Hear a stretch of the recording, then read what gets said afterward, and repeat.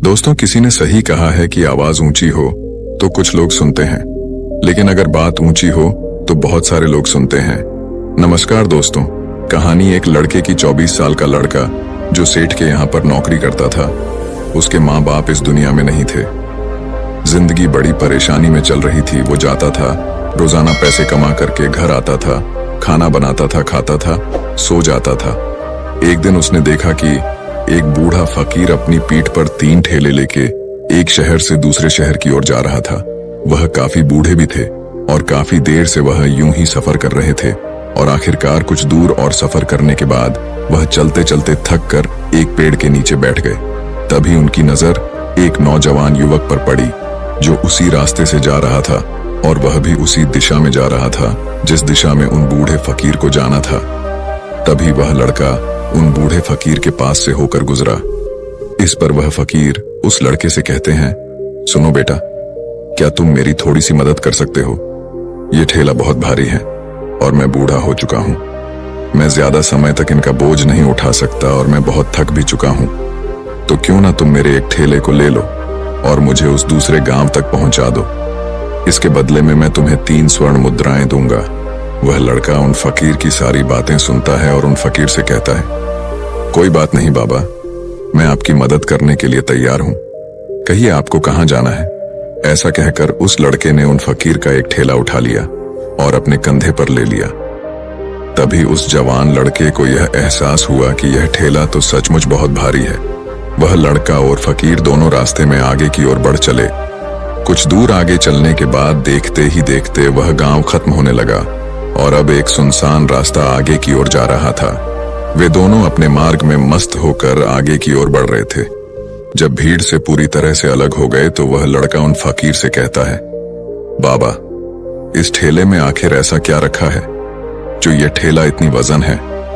इस पर वह फकीर आदमी उस लड़के को जवाब देते हुए कहते हैं, कुछ नहीं बेटा, बस इसमें तांबे के कुछ सिक्के भरे हुए हैं, इसी कारण ये ठेले में बहुत वजन है।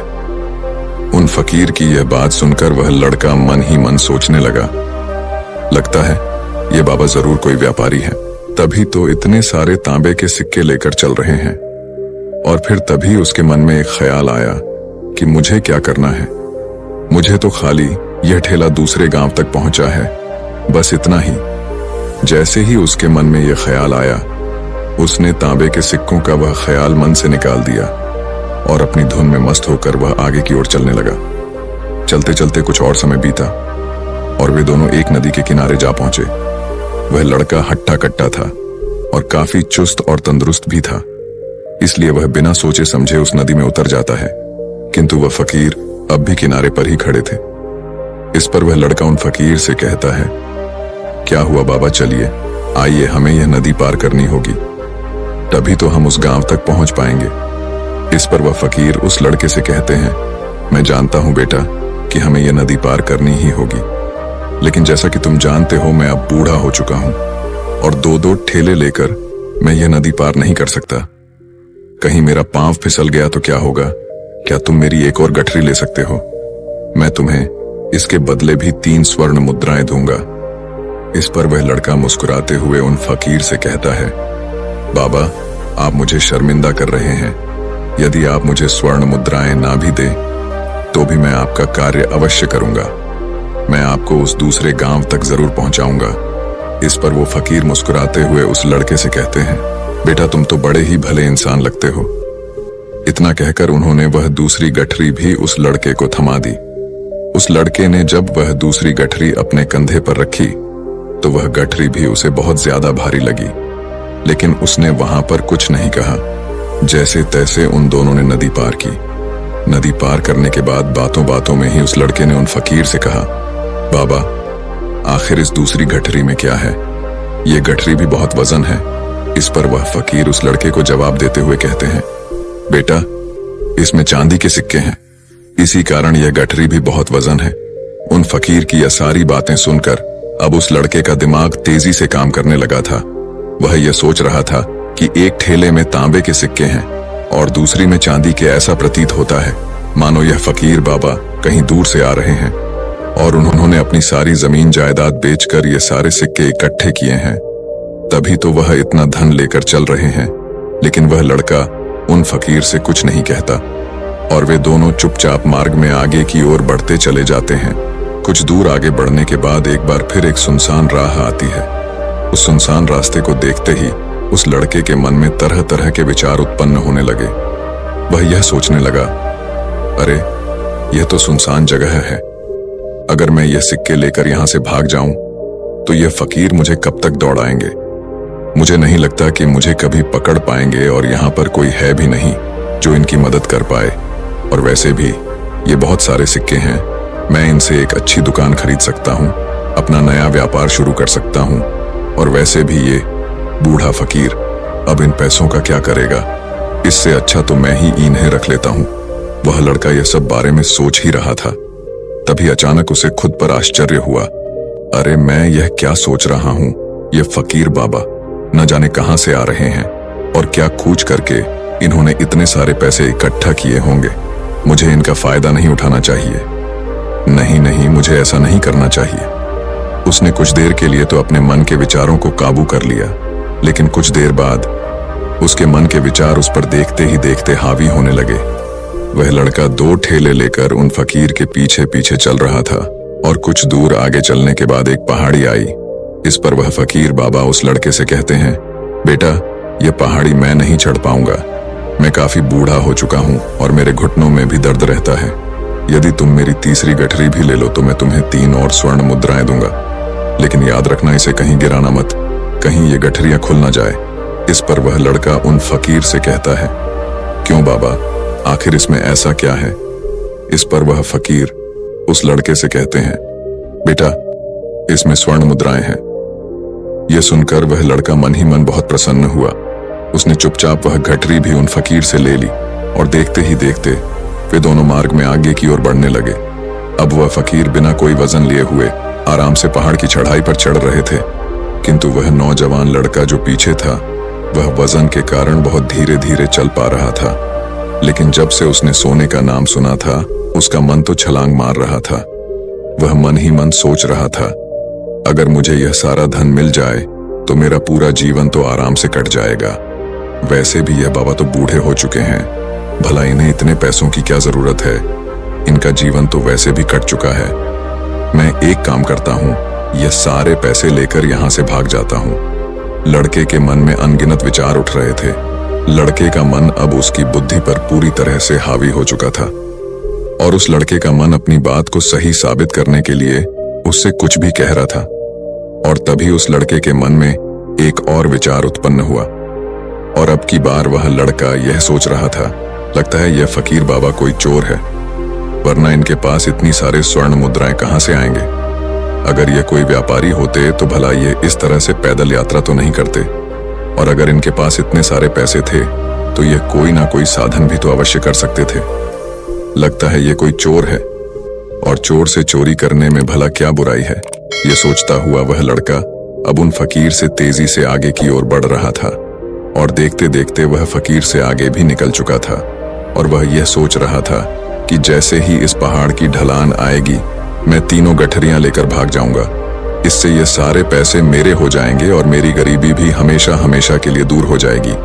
मैं जो चाहूंगा मैं वो कर पाऊंगा, मेरे पास बहुत सारा धन होगा। और देखते देखते वह दोनों पहाड़ की चोटी पर पहुंच गए और अब ढलान का रास्ता शुरू होने वाला था। तभी वह लड़का उन फकीर से नजरें बचाकर वह 3 गठरियां लेकर भागता हुआ आगे बढ़ गया। अब उसे अपना शरीर बहुत हल्का महसूस हो रहा था, मानो उसे उन 3 ठेलों का वजन तक न मालूम पड़ रहा हो। काफी दूर दौड़ते दौड़ते किसी तरह से वह अपने आप को बचते बचाते अपने घर पहुंचा। उसकी खुशी का कोई ठिकाना नहीं था। उसने सोचा, क्यों ना मैं जल्दी जल्दी इन गठरियां में से वो सारे पैसे निकाल लूं। यह सोचकर जब उसने गठरियां खोली तो पहली गठरी में उसे लोहे से जंग भरे हुए सिक्के मिले। यह देखकर उसे यकीन नहीं हुआ। इस पर उसने फटाफट दूसरी गठरी भी खोल डाली, उसमें भी उसे लोहे के जंग लगे हुए सिक्के ही निकले। यह सब देखकर वह लड़का बड़ा हैरान था। आखिर यह सब क्या हो रहा है? उन फकीर ने तो मुझसे और ही कुछ कहा था। अब उसने वह सोने वाली गठरी खोली और उसमें भी लोहे के जंग लगे हुए सिक्के ही निकले। यह देखकर वो लड़का बड़ा क्रोधित हुआ। उसने सोचा, उन फकीर ने मुझसे झूठ क्यों कहा? उन्होंने मुझसे ऐसा क्यों कहा कि एक में तांबे के सिक्के हैं, एक में चांदी के और तीसरे में स्वर्ण मुद्राएं हैं। वह यह सब सोच ही रहा था कि तभी उसकी नजर उस थैले में पड़े एक पत्र पर पड़ी। उसने वह पत्र उठाया और उस पत्र में लिखा था, यह पूरा नाटक ईमानदार व्यक्ति की खोज करने के लिए रचा गया है और मैं इस राज्य का राजा हूं। मेरी कोई संतान नहीं और इसीलिए मैंने यह षड्यंत्र रचा है ताकि मैं अपने राज्य में किसी एक ऐसे ईमानदार व्यक्ति की खोज कर सकूं जो मेरे बाद इस राज्य का राजा बन सके और इस राज्य भार को संभाल सके। और इस राज्य का भार वही संभाल सकता है जो पूरी तरह से ईमानदार हो, जिसके मन में किसी प्रकार का कोई लालच ना हो। इतना पढ़ते ही वह लड़का जोर जोर से चिल्लाने लगा। वह सर पकड़कर बैठ गया। वो यह जानता था कि यदि वह अपने मन के विचारों पर काबू कर लेता तो उसका जीवन संवर सकता है, लेकिन वह अपने मन के विचारों पर काबू नहीं कर पाया। दोस्तों, महात्मा बुद्ध कहते हैं कि मन ही सब कुछ है। आप जो सोचते हैं वही बनते हैं। इसलिए आपका सबसे बड़ा दुश्मन भी आपको उतना नुकसान नहीं पहुंचा सकता जितना कि आपके मन के यह अनियंत्रित विचार पहुंचा सकते हैं। महात्मा बुद्ध कहते हैं, अपने भीतर ध्यान से देखो। हमारे भीतर जो विचार चल रहे हैं वही विचार शब्द बनते हैं और शब्द कर्म के रूप में प्रकट होते हैं। बार बार दोहराने पर कर्म बर्ताव में बदलता है और धीरे धीरे समय के साथ बर्ताव चरित्र में परिवर्तित हो जाता है और यही चरित्र हमारे भाग्य का निर्माण भी करता है। इसलिए हमें हमेशा अपने विचारों के प्रति सजग होना बहुत आवश्यक है। हमें जागरूक होना बहुत आवश्यक है। हमें यह जानना जरूरी है कि हमारे मन में किस प्रकार के विचार आ रहे हैं। आगे महात्मा बुद्ध कहते हैं कि कमजोरी हमेशा छोटे विचार से शुरू होती है। यह एक बीज के रूप में होती है और यदि इस बीज को नष्ट न किया जाए तो यह छोटा सा विचार बहुत जल्द ही एक विशाल वृक्ष का रूप ले लेता है और हमारी बुद्धि की सोचने और समझने की क्षमता को पूरी तरह से नष्ट कर देता है। जिस प्रकार आपने इस कहानी में देखा किस प्रकार उस जवान लड़के का मन उस पर हावी हो चुका था और उसकी सही और गलत सोचने की क्षमता पूरी तरह से नष्ट हो चुकी थी, जिस कारण वह यह समझ नहीं पाया कि उसे क्या करना चाहिए और उसके लालच ने उसके भीतर इतनी ऊर्जा भर दी कि वह तीनों ठेले उठाकर इतनी तेजी से वहां से भागता आगे भी बढ़ गया। इसीलिए जब आपके मन में पहली बार कोई गलत विचार उत्पन्न हो तभी उसे जड़ से उखाड़ देना चाहिए, अन्यथा वह विशाल वृक्ष का रूप लेगा और आपको किसी न किसी गलत राह पर वह ढकेल ही देगा। आप चाहकर भी उसे रोक नहीं पाएंगे। लेकिन अब आपके मन में यह प्रश्न उठ रहा होगा कि हम भला अपने मन के विचारों को कैसे नियंत्रित करें। हमारा मन तो इतना चंचल है, वह इतना शक्तिशाली है कि वह हम पर हावी हो ही जाता है। हम चाहकर भी उस पर नियंत्रण नहीं कर पाते। इसका जवाब में महात्मा बुद्ध हमें दो बातें समझाते हैं। पहली बात, सही इरादा विकसित करो। कई बार आपने देखा होगा कि आपके मन में कुछ और होता है किंतु आप कहते कुछ और है, क्योंकि आपके मन के भीतर जो कुछ बसा है वही आपके मुख से बाहर भी निकल रहा है। लेकिन जब हमसे वह गलती हो जाती है तो उसके बाद हमारा मस्तिष्क अच्छी तरह से काम करना शुरू कर देता है। हमारे सोचने और समझने की क्षमता एक बार फिर से जागृत हो जाती है और ऐसी अवस्था में हमें यह एहसास होता है कि हमसे गलती हो गई है और फिर हमारा मन दुखी हो जाता है। हमारा मन अफसोस से भर जाता है और इस भारीपन और दुख से बचने के लिए महात्मा बुद्ध हमें सही इरादा विकसित करने के लिए कहते हैं। इसके लिए जब भी आप कोई कार्य करने जा रहे हो तो सबसे पहले आपको यह खुद से पूछना चाहिए कि जो कुछ भी मैं करने जा रहा हूं इसके पीछे मेरा इरादा क्या है। क्या मैं दूसरों को दुख पहुंचाना चाहता हूं या दूसरों को नीचा दिखाने जा रहा हूं या मुझे खुद को ऊपर उठाना है। खुद से सवाल कीजिए, खुद को जागृत कीजिए। जब आप इरादों के प्रति सचेत होने लगेंगे, जब आप विचारों के प्रति सजग होने लगेंगे, तभी आपके भीतर सकारात्मक ऊर्जा का प्रवाह होगा। तभी आप सकारात्मक इरादों से जुड़ने लगेंगे और आपके मन के भीतर बसी हुई वह नकारात्मक ऊर्जा और नकारात्मक इरादे दिन ब दिन कम होने लगेंगे। परंतु याद रहे, आपको यह हर रोज करना होगा और आपको यह हमेशा ध्यान रखना होगा कि आपको केवल अच्छा सोचना है। आपके इरादे हमेशा अच्छे होने चाहिए, तभी आप दुख और तकलीफों से बच सकते हैं। अन्यथा आप इसी तरह से दुख और तकलीफों में घिरे ही रहेंगे और आप कभी इससे निकल नहीं पाएंगे। दूसरी बात, मन के प्रति सजगता विकसित करो, जिससे आपका मन देखते देखते शांत होगा और आपके मन के भीतर बसी हुई वह नकारात्मक ऊर्जा नकारात्मक विचार खत्म होने लगेंगे और आप शांति की ओर आगे बढ़ेंगे। और आपको इसके लिए बस इतना ही करना है कि इस पल में जो कुछ भी हो रहा है, आपकी आंखों के सामने आपके भीतर जो कुछ भी जैसा भी चल रहा है, बस उसे देखते रहना है। अपने मन के अच्छे बुरे विचार, अपनी भावनाएं और अपनी यादों पर बिना प्रतिक्रिया दिए उन्हें केवल देखते रहना है, जिससे आपके मन के सारे विचार देखते ही देखते खत्म होने लगेंगे।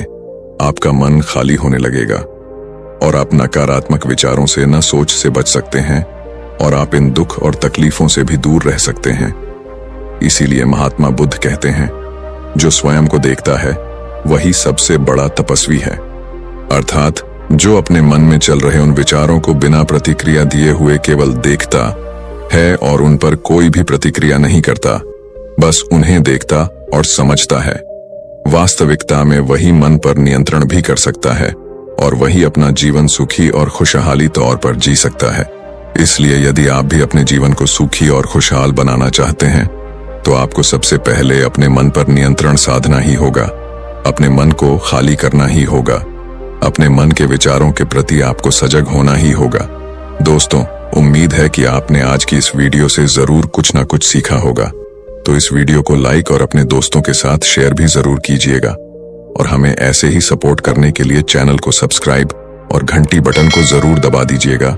चलिए मिलते हैं फिर अगली वीडियो में। तब तक के लिए अपना ख्याल रखें। धन्यवाद और नमो बुद्धाय।